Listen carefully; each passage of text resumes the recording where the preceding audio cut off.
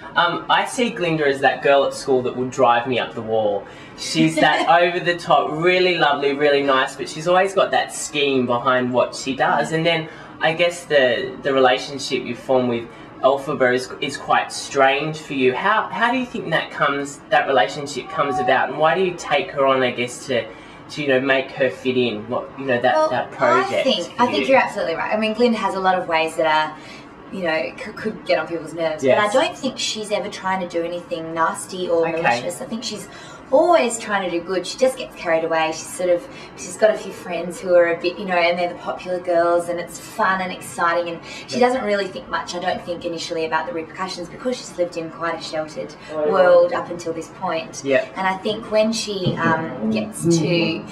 when she realises that the error of her ways, when Elphaba arrives and she realises that Elphaba is really hurt and that she has done that, Elphaba would be fine if Glinda hadn't made a big deal about how Elphaba was different. So it kind of makes the character think a little bit more about what she's doing in her actions. Absolutely, and I think that's what's so lovely about the relationship is that the entrance of Elphaba into Glinda's life makes her she really does assess her ways and realise that while she thinks she's been doing good, actually some of her things have been going a bit wrong, and she really needs to start taking more responsibility for her actions in her own way, and so she starts to do that. And I think from that moment on she develops a deeper awareness and understanding of what it is to be a good person, and she grows from there. Yeah, definitely. Excellent. Very well said. Lots of people that know Wicked know that number when you're coming down on the bubble is quite a lot of range in that, quite high. What's your tips, I guess, for warming up? I know you haven't warmed up today, but... I'm just about to start my warm-up. I have we've got a great speech pathologist, Debbie Filand, on board with the show, and she comes and helps us with little things, and she's given me a CD. She calls me Galusi.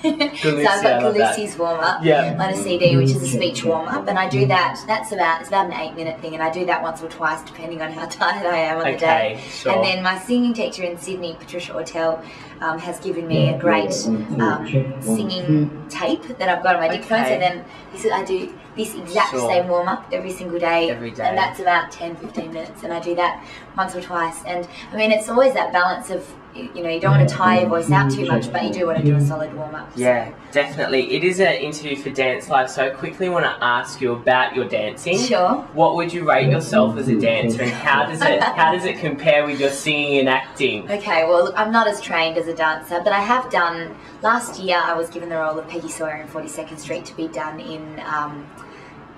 at the end of the year. I was given the role in February, and it was to be done in October. Okay. So I was like, wow. And I always loved tap dancing. I always loved dancing. I just didn't do a lot of it growing up. I did it in school musicals, and I'd done bits and pieces of classes. But my youngest sister, Annie Rose, has trained her whole life, because she just has always been mad about dancing. Okay. So she's danced her whole life, 4 or 5 times a week, every week. And I hadn't done that. But when I went to WAPA, we do a certain amount of dance for over those 3 years. Yep. And I've always had an interest in dance, and particularly in tap.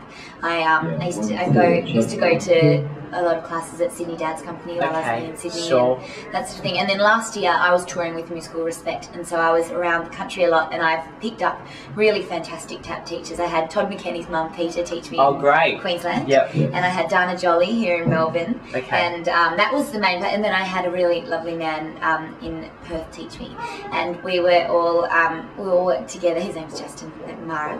Okay. And I just worked like crazy on my tap, and it really, I felt that it was a benefit, because I thought, right, I've got to do it. Peggy Sawyer has to be able to tap well. That's exactly right. So now I'm a decent tapper, but due to, often I'd be tapping 7-8 times a week. And crazy. Yeah, it was great. I was the fittest I've ever been. I need to get back into it. Back into tap. My last question is, what 5 things would you like to achieve over the next 10 years? Okay. I would absolutely love to be in a movie musical. That would be my dream. What one? What would you like to be in? I don't know exactly. Like, I'd love to do like an old school MGM Singing in the Rain kind of. Great. That would be so much fun. Yeah. And my dream would be to do that with somebody like Baz Luhrmann, who's going to do like a really great take on a classic. That would be one of my biggest dreams. Yeah. I'd love to voice an animation. I think that would be really fun. Like to do like a Finding Nemo or something like that. That would be another dream, to do something like that. I'd love to sing with like the Sydney Symphony Orchestra or the Melbourne Symphony Orchestra in a big concert.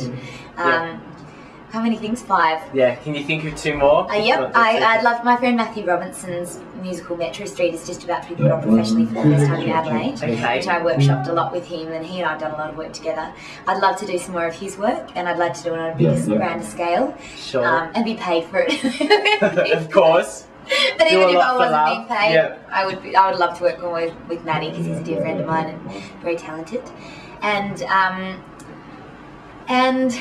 so this is all professional things, obviously, because I've got a lot of personal other things. Yeah, if you can think of, maybe what's a personal thing that you'd like to do? Look, I just love to continue with my great relationships with my partner and my family and my friends, and make sure that, while I think that work-life balance is so important, so I'd like to just continue on that quest for having a balanced life. Yeah. So I guess that's off the top of my head. Excellent. Okay, beautiful. Thank you very much for speaking with DanceLife. No worries. Thanks for chatting.